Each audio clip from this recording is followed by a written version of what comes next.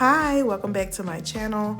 On this video today, we're going to be doing a silk press using the Do Line press plate, of course, on a client who had some heat damage previously. We have been trying to get her hair back to a healthy state for about 6 months now, and her mom didn't want us to have to cut it all off and start over from the beginning. So we've just been doing a lot of treatments and trying to take good care of it, doing heat-free styles for about the past 6 months. But today her mom wanted her to get a silk press because she has been waiting and waiting and waiting.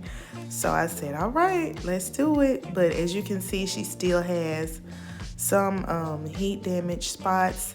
In the title on my thumbnail, I did put heat altered because some people prefer their hair to have a looser curl pattern, and they like to wear their hair predominantly heat style, so they don't call it necessarily heat damaged. But that was not her mom's intent when she got her silk press done about 8 months or so ago. And the stylist just used a lot of heat, and it caused her to have some permanent straight hot spots. So we just trying to get that restored, but she really wanted a silk press, so we're going for it in this video. I used a lot of the Just Glaze in this service because her hair is very dense, is very porous. So I use more Just Glaze than I would on anyone else. Her hair is really 4C, but as you can see, those straight spots make it look like it's not in certain areas, but she does has 4C, very dense hair.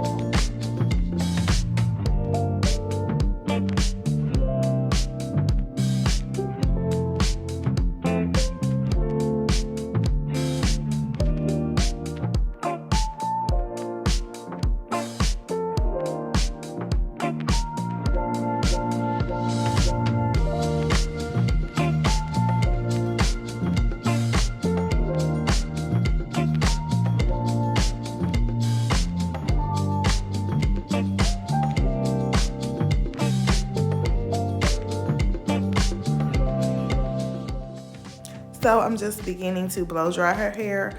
I'm going to take small sections of her hair and just blow dry it until it's smooth. When I'm doing a silk press, I like to blow in a downward direction to smooth the cuticle of the hair, to reduce frizz, to add shine to the hair without adding a lot of oils and heavy products. You can do that with your blow dryer. It's all in how you blow dry the hair. So I like to blow down in a downward direction and smooth that cuticle down with my paddle brush. I don't like to hold the blow dryer directly in one spot because that'll cause a hot spot as well.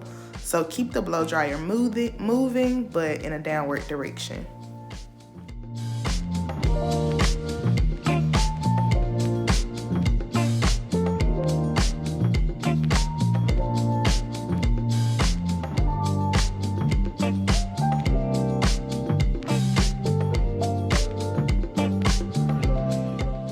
So I completely forgot to add the silent treatment step. So I had to take all her hair back down and then spray it down with the silent treatment Badu.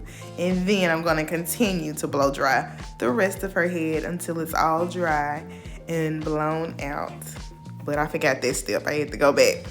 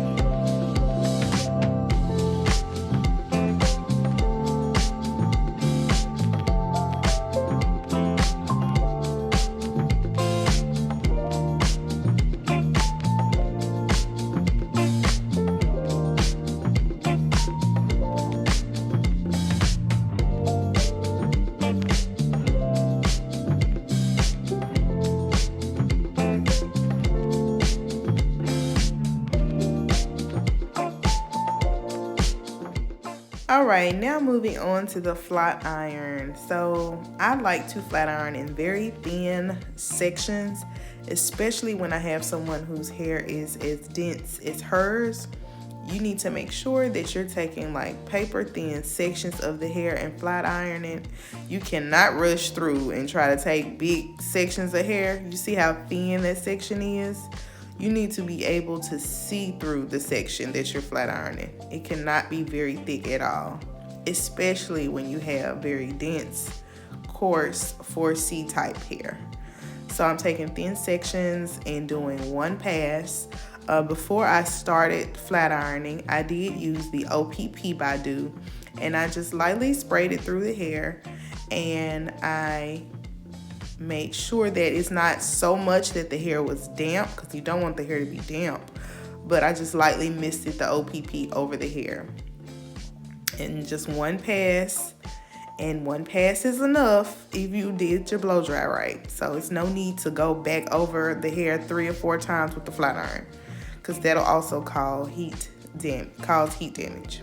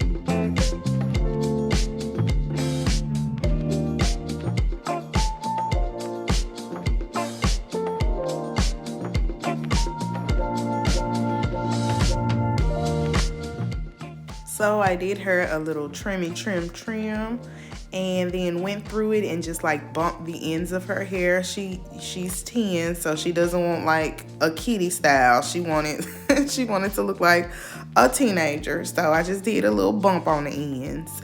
And that is all. We are done. Thanks you for watching. Make sure you comment and subscribe.